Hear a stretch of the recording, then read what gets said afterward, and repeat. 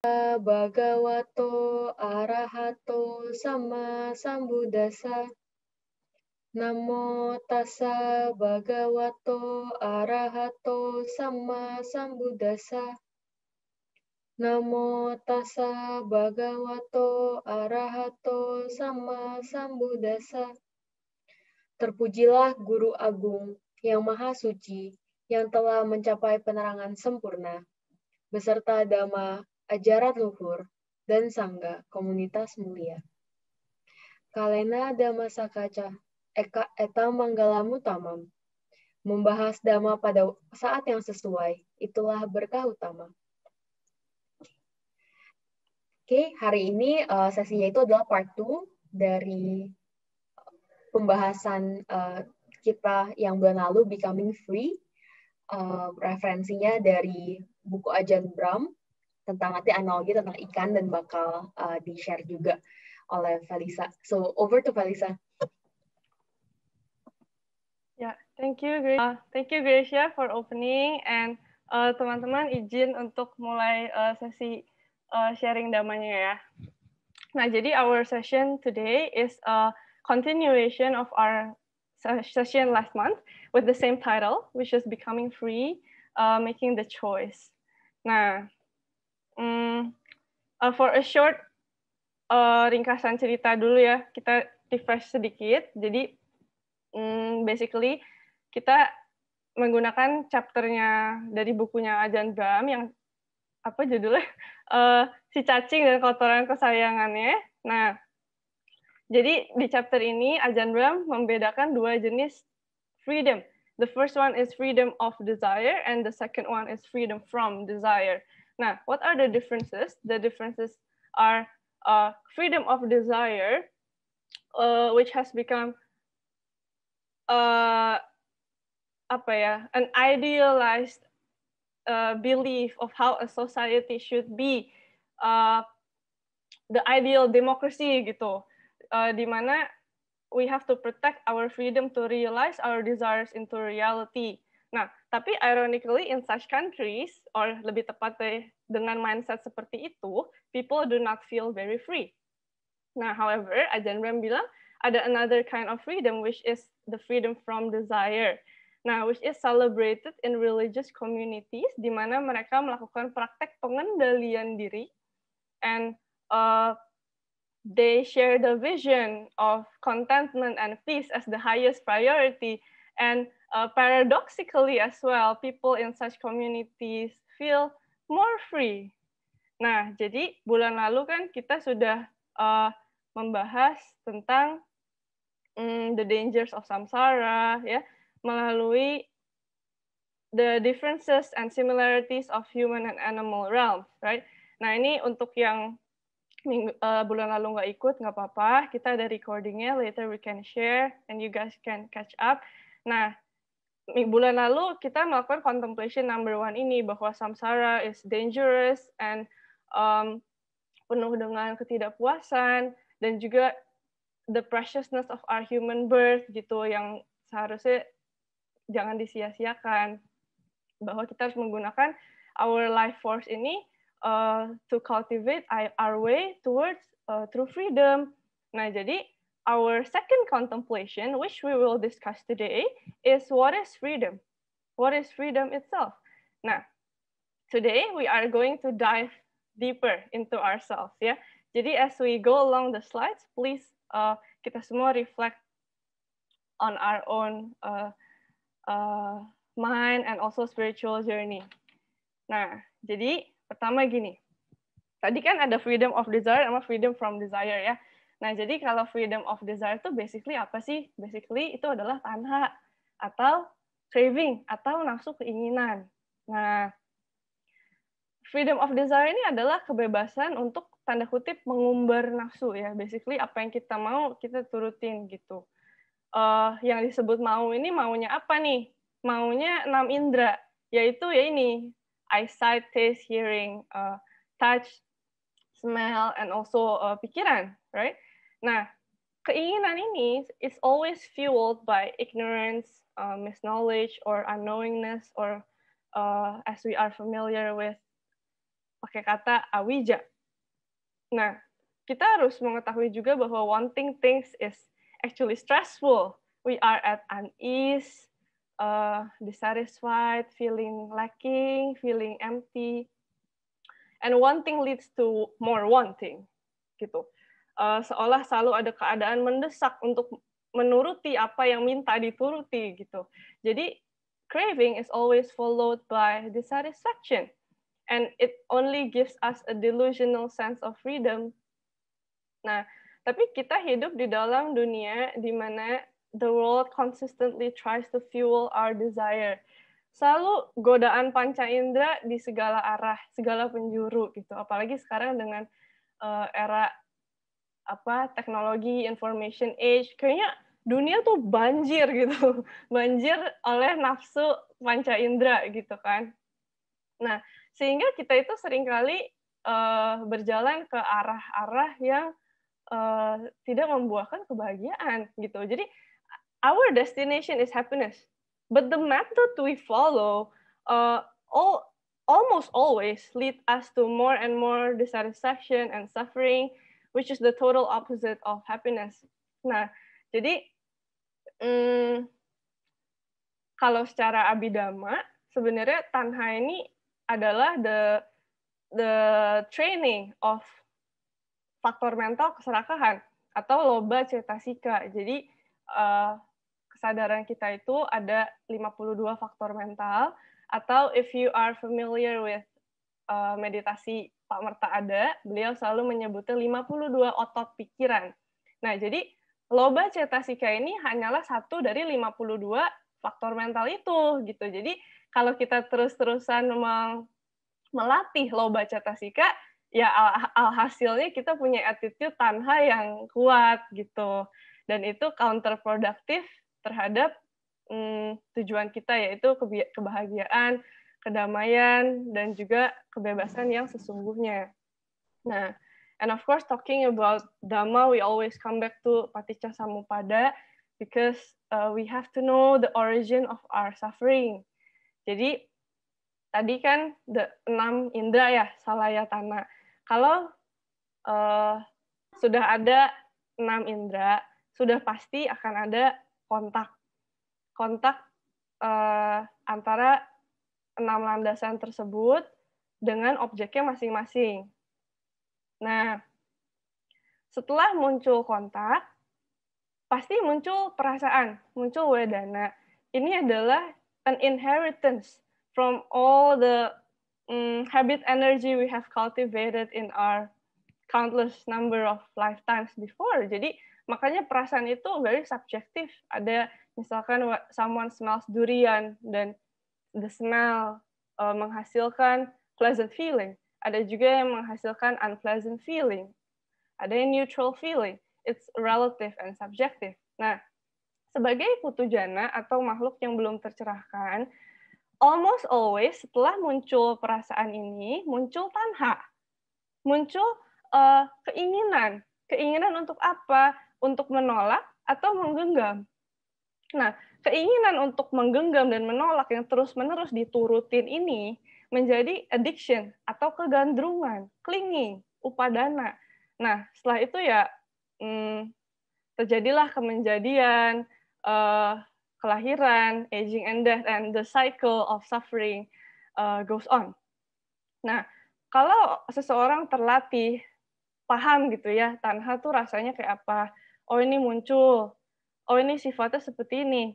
We have a higher chance to stop as quickly as possible gitu. Jadi oke, tanha muncul, tapi we choose consciously not to dwell on it. Oke, muncul, ya udah, lepas gitu. Jadi lebih cepat kita bisa melepas gitu. Makanya penting untuk mengenal faktor mental ini. Nah, sekarang mari kita merenung ya.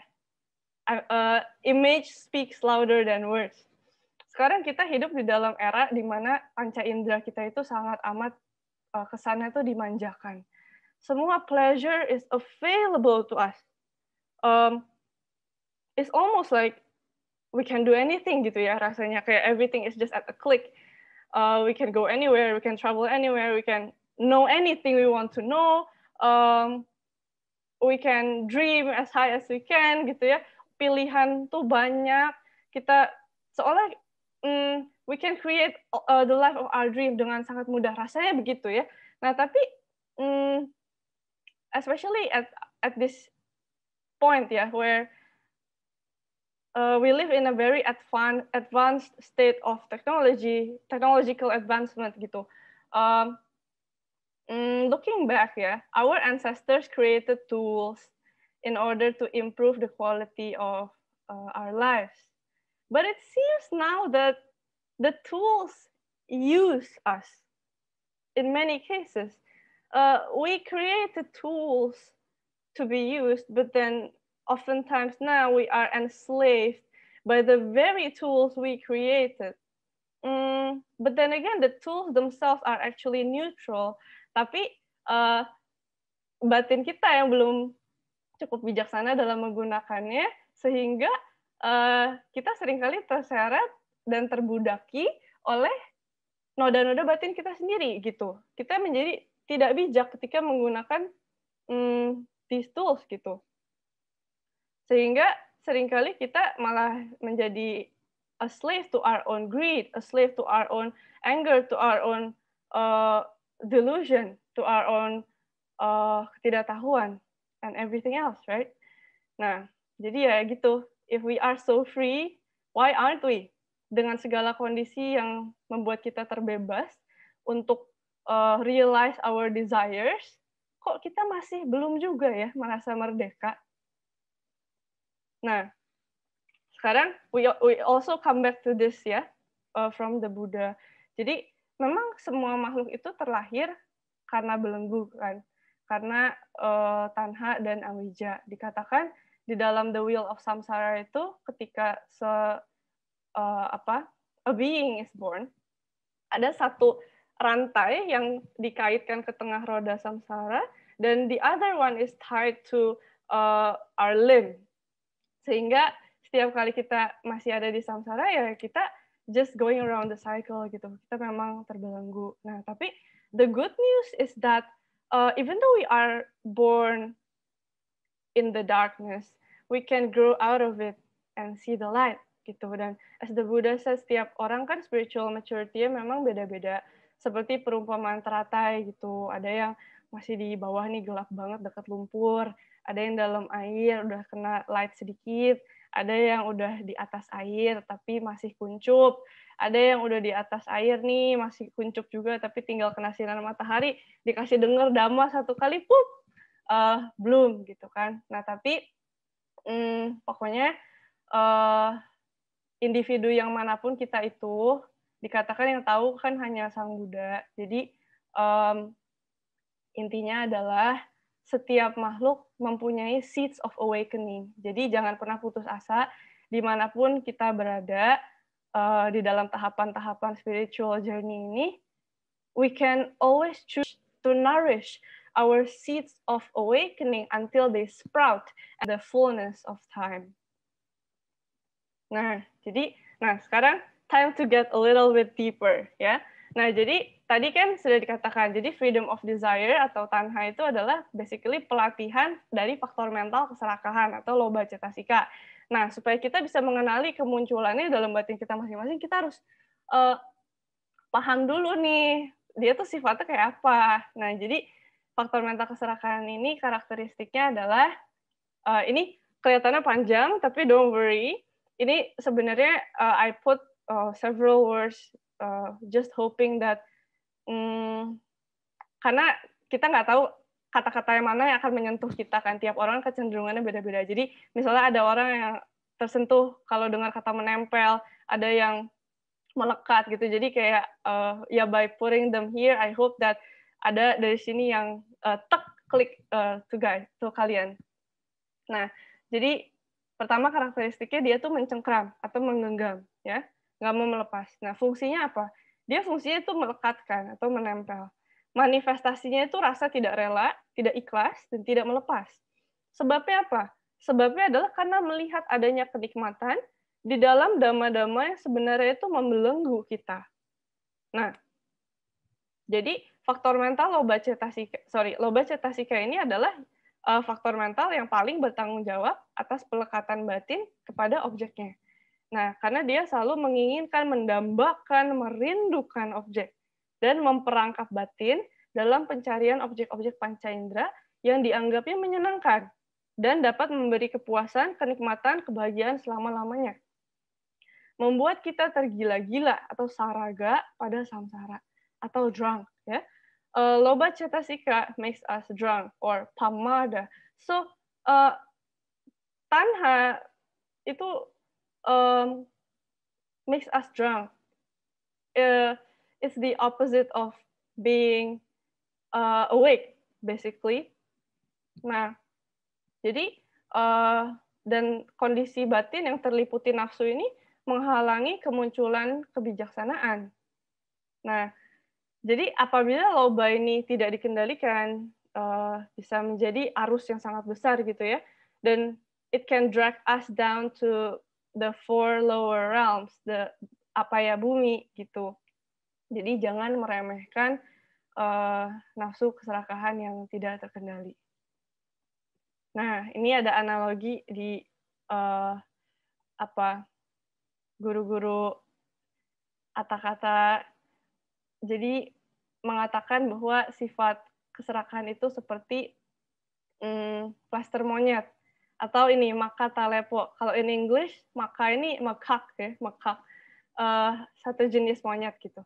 Nah, jadi ibaratnya tuh kalau para pemburu monyet putting a fruit inside a box, and then the monkey is tempted to put one of its hand into the box gitu ya. Tapi buahnya itu udah dilem, jadi kan satu nempel. Kok nggak bisa keluar? Ntar masukin satu tangan lagi, nggak bisa keluar lagi. Terus masukin tangan kaki, sampai akhirnya dia masukin lidahnya. Jadi semuanya nempel. Akhirnya monkey trap. The monkey gets trapped. Nah, jadi kira-kira seperti inilah sifat dari keserakahan.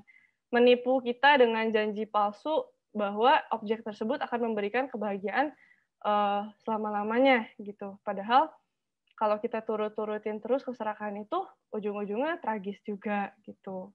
Kita nggak sadar bahwa harga yang harus dibayar itu untuk a second of pleasure gitu. It's very expensive.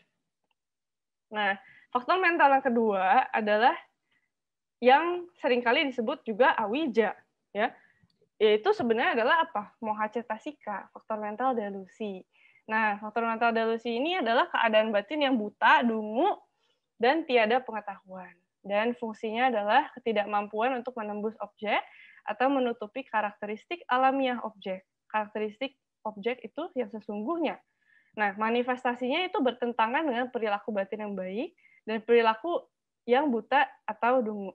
Sebab terdekatnya adalah perhatian yang tidak bijaksana. Nah, let us break this down ya. Jadi basically delusi atau awija ini adalah akar dari segala perilaku batin yang tidak baik. Di setiap kalau teman-teman yang udah pernah belajar Abhidhamma mungkin tahu akusala cita, kesadaran-kesadaran yang tidak baik gitu ya. Jadi faktor mental delusi ini is always present in every unwholesome kesadaran gitu. In every unwholesome action itu pasti ada awija gitu. Jadi it is the root of all tanda kutip evil basically. Nah, ya ini sebab terdekat adalah perhatian yang tidak bijaksana. Ayoniso manasikara. Jadi mana ini mind ya. Kara ini artinya kerja, kayak in Indonesia kerja gitu ya. Mana is mind. Yoni itu bisa diartikan as female genitalia or sumber kemunculan gitu. Jadi intinya ayoniso manasikara ini adalah perhatian yang tidak sampai ke akarnya gitu. Dan sebaliknya, yoniso manasikara adalah perhatian yang sampai ke akar-akarnya.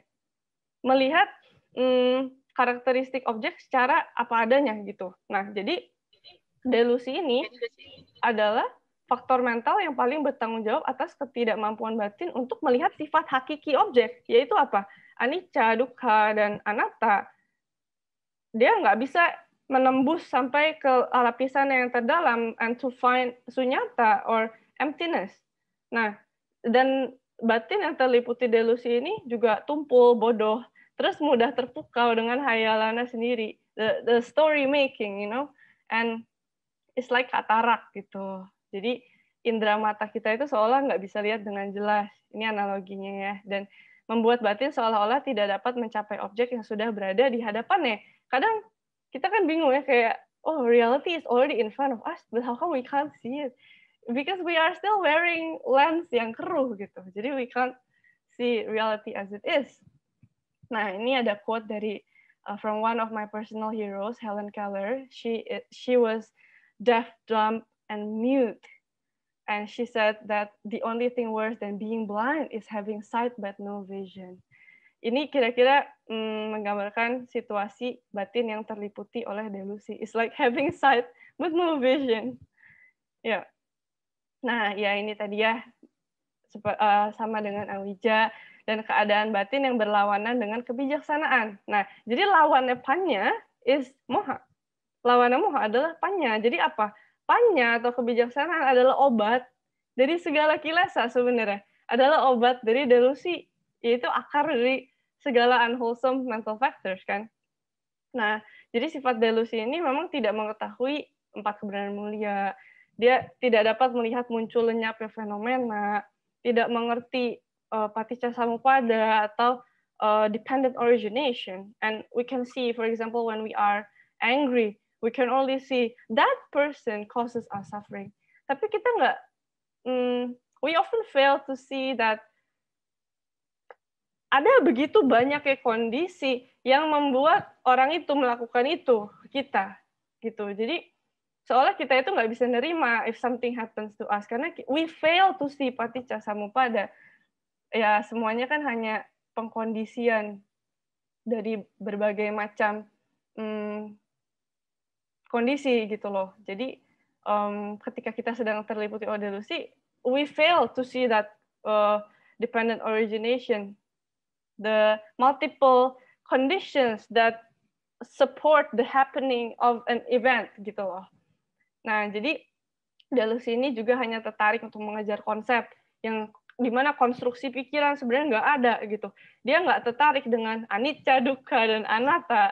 Nah, dan delusi inilah yang menghancurkan kemurnian arus batin, yaitu tadi karena ia adalah the root of all unwholesome actions, be it in the mind, in the mouth, or through the body. Nah, ini ya mendorong perilaku tidak baik. Nah, however, the good news is, like all other conditioned phenomena, delusion can also be conditioned to not appear.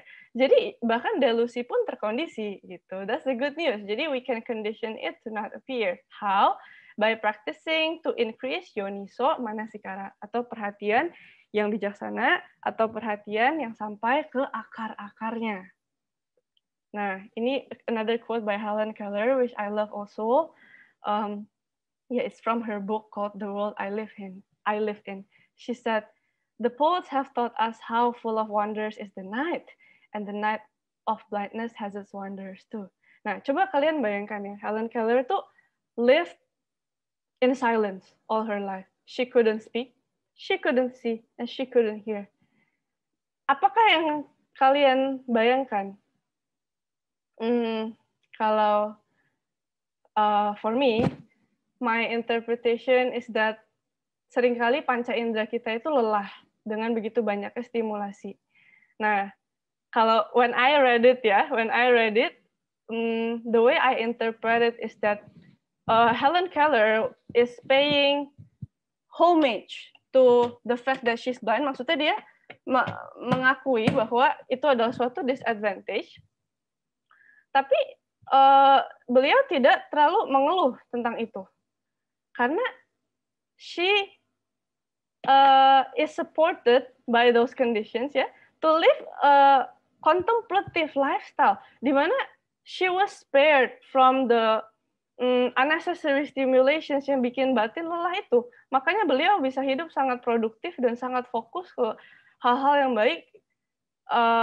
It's just really amazing sih, the way she views the world. And she said that the only lightless dark is the night of ignorance and insensibility. Insensibility is basically a state of unawakening. Jadi the opposite of awakening gitu, unaware. We differ, blind and seeing, from one another, not in our senses, but in the use we make of them, in the imagination and courage with which we seek wisdom beyond our senses. So even Helen Keller was aware that true wisdom, true light, is not the phenomenon of light on our retina, but true light is beyond the senses. Aku itu waktu baca buku-bukunya Helen Keller, I really feel like, oh my God, is she a bodhisattva in disguise? Karena the way she speaks is very, very, very awake. Yes, so that's an inspiration, ya. Bahwa the darkest thing in the world is not blindness, but ignorance. The darkest thing in the world is awija. Nah, jadi obat dari darkness itu apa? Obat dari darkness itu adalah faktor mental indera kebijaksanaan, yaitu panindriya cetasika. Dia punya sifat-sifat yang berlawanan dengan moha, yaitu apa?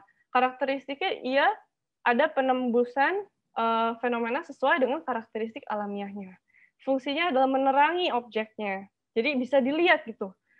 Manifestasinya adalah tiada kebingungan. Nah, kalau moha itu bingung, ragu, kanan kiri, uncertain. Nah, kalau tadi kan moha sebab terdekatnya ayoniso manasikara. Kalau panindriya cetasika, sebab terdekatnya adalah yoniso manasikara. So it's the opposite. Nah, so we can choose which one to train, right? Kita harus memilih untuk mentrain otot pikiran kebijaksanaan ini. Kalau Pak Mertada selalu bilangnya gitu, otot kebijaksanaan. Nah, ini maksudnya, panindriya cetasika. Nah, ia sering juga disebut amoha, ya, tanpa delusi atau pengetahuan, nyana. Nyana means knowledge, panya means kebijaksanaan, and they both have the same root of the word, which is nya. Nya means knowledge, so knowledge is wisdom and light. And in Greek, it is translated as gnosis. The experts believe that it also came from the ancient Indian language. So, that's a fun fact supaya lebih gampang ingat ya. Nah, terus kebijaksanaan ini kalau telah berkembang mempunyai kekuatan yang very powerful untuk menembus fenomena sampai lapisannya terdalam, di mana dia memahami 4 kebenaran mulia, bisa melihat anicca, dukkha, anatta dengan sangat jelas, dan dia adalah seperti yang tadi aku udah sebut ya, obat dari segala kilesa, dan panya ini mencerahkan gitu. Analoginya itu seperti anak panah yang ditembakkan oleh pemanah yang expert. Jadi sasaran itu tepat ke realitas hakiki, bukan lagi ke konsep. Right at the core. Nah, jadi tadi ya, fungsi kebijaksanaan kan menerangi objek. Jadi gini, ketika lampu menyala, kegelapan sirna. Begitu juga dengan kebijaksanaan yang muncul. Ketidaktahuan pun akan sirna. Nah, jadi ya, Dhamma Sanggani, kitab pertama dari Abhidhamma, itu mendefinisikan indera kebijaksanaan ini seperti kepandaian, bukan seperti ya, sebagai kepandaian atau kecerdasan yang mampu menghancurkan kotoran batin seperti petir menghancurkan batu karang. Jadi maksudnya dengan pemahaman yang kokoh, ia menghancurkan kotoran batin sampai ke akar-akarnya hingga tidak bisa muncul lagi. Nah, jadi develop very well, it becomes very powerful. Jadi dengan adanya panya ini juga kebingungan itu sirna. Seperti pengembara, nih ya dikatakan di manual Abhidhamma-nya Ashin Keminda nih. Seperti pengembara yang tidak kebingungan karena ditemani penunjuk jalan yang baik. Penunjuk jalan yang baik ini ya the inner compass, the discerning wisdom, it knows yang benar yang mana, yang nggak benar yang mana, yang baik untuk batin yang mana, yang nggak baik yang mana, peka gitu. Nah, jadi dengan terus-menerus mengarahkan perhatian kita pada fenomena yang muncul saat ini dan sekarang, dan menajamkan penglihatan kita terhadap anicca, dukkha, dan anatta, kebijaksanaan pun akan muncul over time. Of course, harus sering dilatih, gitu ya. Nah, terus ini ada quote dari Atta Kata, which I love juga. Tiada cahaya yang dapat menyamai cahaya kebijaksanaan. Ini oba atau aba itu artinya cahaya. Jadi panyo, basa, samo is cahaya kebijaksanaan. Oba so cahaya ya.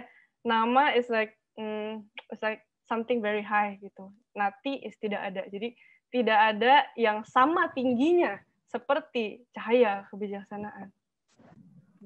The darkest thing in the world is delusion, and the brightest thing in the world is wisdom. That's what it means. Nah, okay, that's about freedom of desire. Now we're moving on, ya. What about freedom from desire? Freedom from desire is essentially nibbana. Nah, Sang Buddha pun berkata sulit sekali untuk menjelaskan nibbana kepada seorang yang belum pernah merasakannya. Karena nibbana adalah suatu pengalaman di luar panca indera. Sementara semua kata-kata, semua bahasa itu terkonstruksi berdasarkan pengalaman panca indera gitu. Jadi nibbana is an experience beyond space and time, but language is locked in space and time. And so the Buddha gave an analogy to help us picture kira-kira tuh kayak apa sih gitu ya, the state of nibbana gitu. Nah, etimologinya sih berdasarkan many scholars gitu ya. Ada yang bilang, ni itu kan negatif, jadi ba itu blow, jadi bisa juga ditranslate sebagai the blowing out. Tapi ada juga several scholars yang berkata bana itu kan artinya to weave atau menenun. Jadi ketika kita berbuat karma apapun, kita itu sedang menenun the fabric of our existence untuk lebih besar, lebih pekat gitu ya. Nah, ketika mencapai nibbana itu slowly terurai. Every string of the tenunan it is unweaved, ya, unweaved, terurai gitu. Nah, jadi also the fire metaphor is very famous ya. Jadi fire ini sebagai analogi untuk clinging atau upadana, which is caused by loba dosa moha. Nah, it clings onto the fuel. In this case, kalau di gambar ini fuelnya adalah wood ya. Nah, fuelnya itu apa? Fuelnya itu pancakanda atau mind and body, 5 aggregates ya. Nah, jadi the state of the burning fire is agitated, dependent, clinging, stuck gitu. Nah, tapi the fire goes out when it stops clinging to the fuel. The moment it lets go of the fuel, dia padam. Nah, the same with the mind. The mind is freed when it stops clinging to the khandhas. Nah, jadi bisa dikatakan juga nibbana itu seperti the mind like fire unbound. Nibbana is the extinguishing of fire. Tapi nibbana bukan anihilasi, bukan nihil. Ya, jadi sesuai dengan hukum kekekalan energi. Energy can only change forms, but it can never die. Nah, jadi kalau ditanya lah, terus nibbana tuh energinya kayak apa manifestasinya? Nah, itu yang Sang Buddha berkata ya, nibbana itu ada elemennya, tapi itu still beyond our knowledge, so he cannot describe it. That's why he motivates his students to keep practicing ahipasiko, through direct knowledge and direct insight. So every teacher can only help to guide us, but at the end of the day, the true knowledge, we have to experience it for ourselves. And the Buddha motivates us to practice and have foretaste of nibbana to keep us going, bahwa oke, meskipun kita belum merasakan sekarang, tapi the light at the end of the tunnel tuh ada. Nah, ini based on personal experience juga, and also Ashin Keminda juga pernah say something like this, which I really love. Jadi kata beliau gini, gimana ya caranya memotivasi diri sendiri untuk terus berlatih kalau kita sendiri belum pernah merasakan nibbana. Kata beliau begini, bayangkan aja, do you remember when you when you had your meditation retreat, Noble Silence gitu kan? Terus kita bisa pikir gini, sebagai tolak ukur, wow, retret 7 hari aja damainya udah kayak gitu ya. Kebayang nggak sih kalau state sedamai itu terbawa selama-lamanya? Nah, that's a foretaste of Nibbana that keeps us going. It motivates us to keep practicing gitu. And the Buddha said it's the ultimate happiness and it is truly worth knowing. Nah, ini ya, jadi the Buddha said it's impossible to define fire that does not burn. Yeah, he was very, very intelligent. And he said that a person who has totally gone out cannot be described. Ya benar kan? Karena words work only for things that have limits, which is space and time. And anything we can say is not it. The word is never itself, gitu. Jadi ya Nibbana is best to be experienced, gitu. Not best to be experienced, memang Nibbana is to be experienced. Nah, oke. Regardless of all the theories, Nibbana made simple. Nibbana itu sebenarnya simple banget. Nibbana is basically aloba, adosa, amoha. Ya, dan it is the true freedom, which is free from the desire of anything. Gitu. By the removal of desire, the world is freed. By the renouncing of desire, all bonds are cut through. By the letting go of desire, semua keterikatan itu terpotong. Nah ini rantai yang tadi kan ada satu di sini, satu di tangan kita gitu ya. Nah jadi kalau Nibbana itu terpotong gitu. Nah memang definisi, coba kalian bayangkan ya, dibandingkan definisi konvensional dunia yang berkata more is good, having more is good, having semua yang mau tuh baik kah gitu. Nah, tapi definisi Nibbana itu tanpa keserakahan, tanpa kebencian, tanpa penolakan, tanpa kemarahan, dan tanpa ketidaktahuan. Itu kan is very unconventional kan. Nah, dan memang nggak banyak sih makhluk yang dapat melihat the beauty in this. So don't be shocked if on this path sometimes you feel alone, because it is indeed an unconventional definition of what freedom is. And kedamaian batin yang seperti ini hanya dapat dicapai melalui praktek pengendalian diri. Pengendalian diri dari apa nih? Dari membangkitkan, mengumbar, dan memupuk nafsu keinginan itu sendiri. The freedom from stress, from dissatisfaction. Nah, jadi ya ini cuman sedikit ini aja sih. Memang sometimes, maksudnya kita itu terlahir udah dengan habit energi kita yang dipupuk, nggak tahu berapa lamanya, berapa generasi gitu ya. Tentunya susah kalau kita memutar balik arah kehidupan kita gitu ya. Tapi ya habit itu kan bisa dipupuk. Jadi semakin kita terbiasa ya semakin mudah juga untuk dijalani. Jadi ya never give up, even though it feels difficult sometimes, especially at first. Tapi ya keep going. Nah, ini keuntungan dari praktek pengendalian diri adalah terbebas dari banyak bahayanya, ya, dari nafsu keinginan yang hanya akan menghasilkan penderitaan. Transformation is always marked by pain. Tapi over time, we would experience a spacious happiness, which is greater than all the egoic joy we sacrifice. Coba teman-teman di sini yang udah pernah retret Noble Silence, pasti inget kan betapa damainya. It's like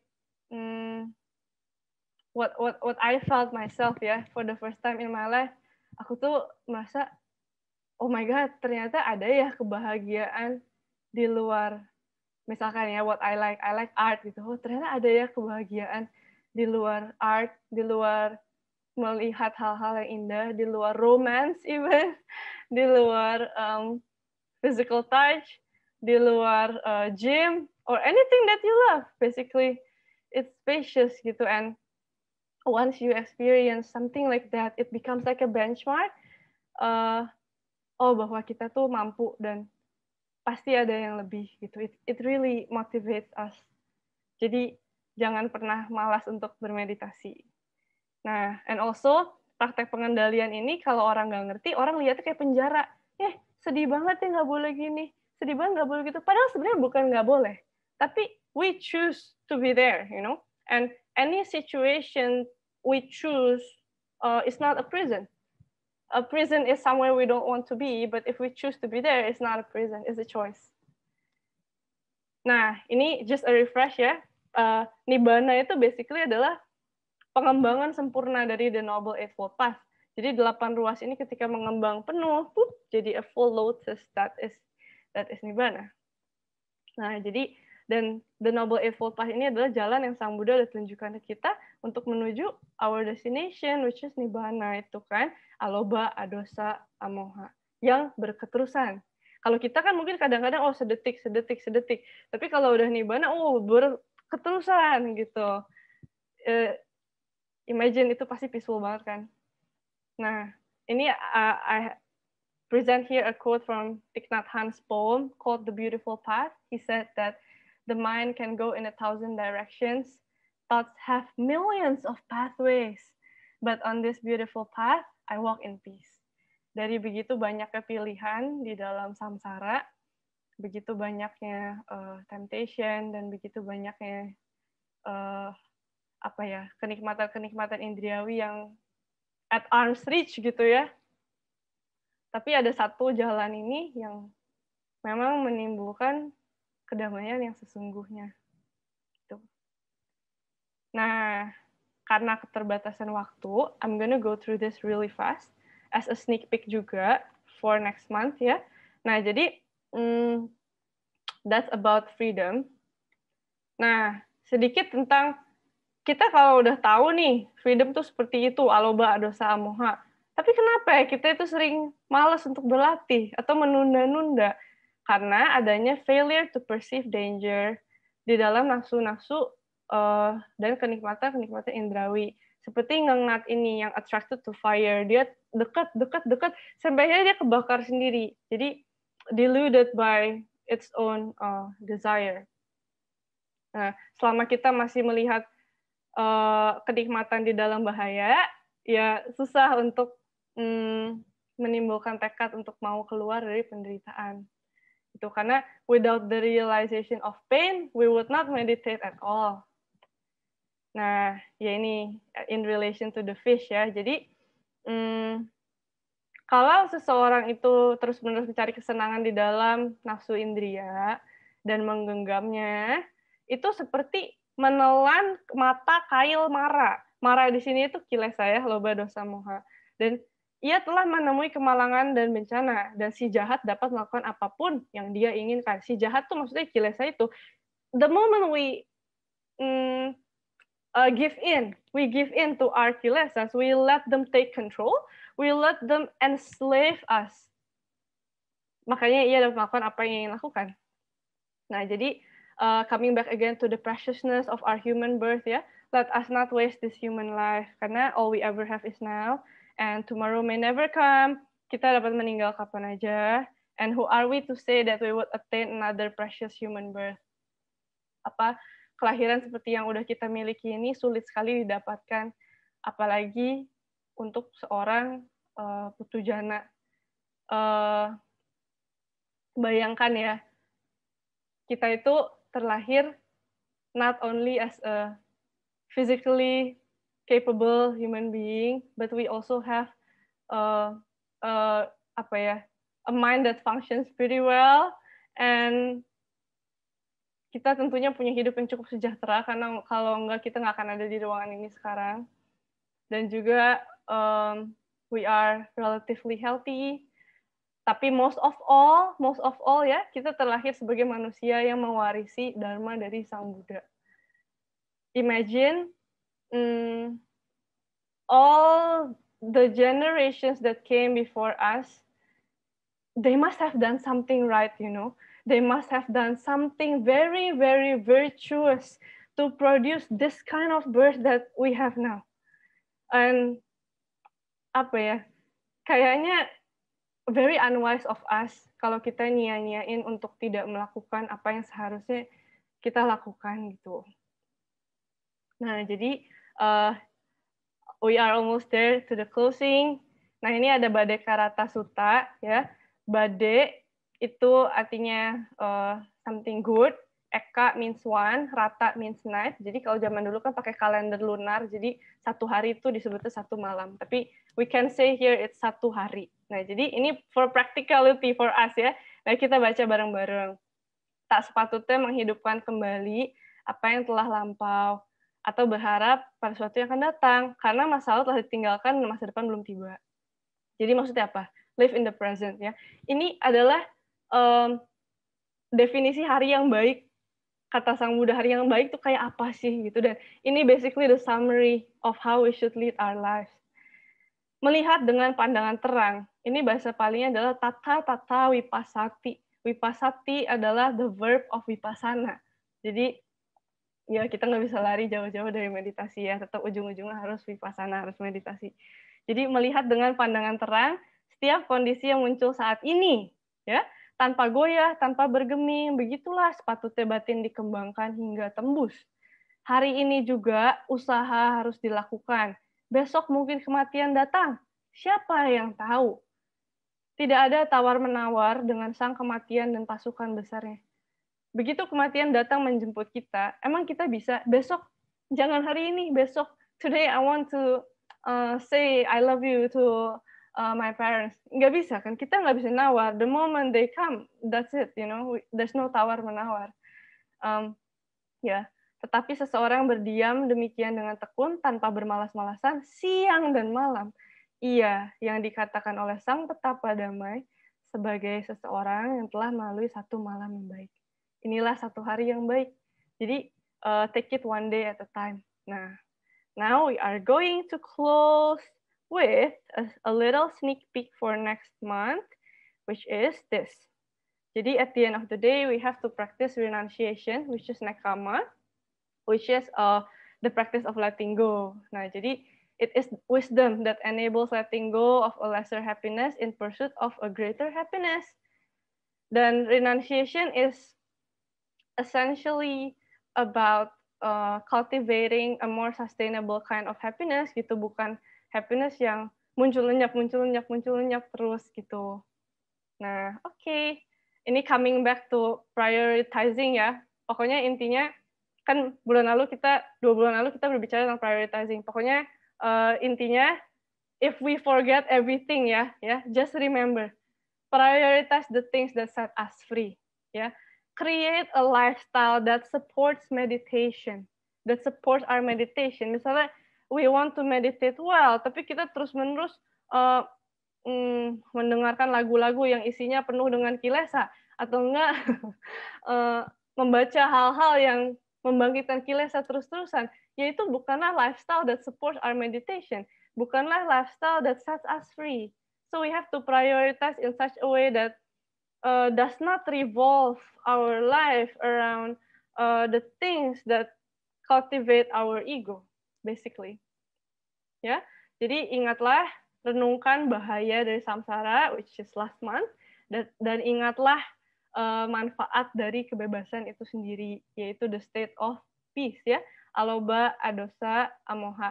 Ingat ini, renungkan bahaya, ingatlah manfaat. And we will talk more about this specifically next month, about nekama.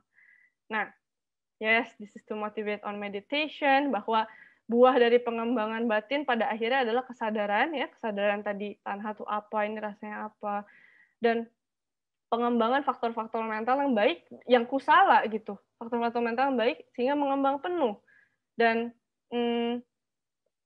pelenyapan kotoran batin yang sampai akarnya hanya bisa achieve through experiential wisdom, through meditation basically. Jadi Bhavana Mayapanya, Ekaya no Mago, experiential wisdom is the only way to liberation. Yes, so don't lose sight of what really matters. Freedom is right here, right now. Nibbana is right here, right now. Ya, it is one mindful moment at a time. Menjalani hidup saat demi saat dengan yoniso manasikara.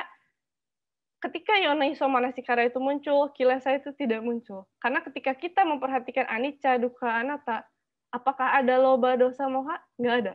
Ya, that is a sub moment of nibbana, klik gitu. Nah, that is how we should direct the right effort.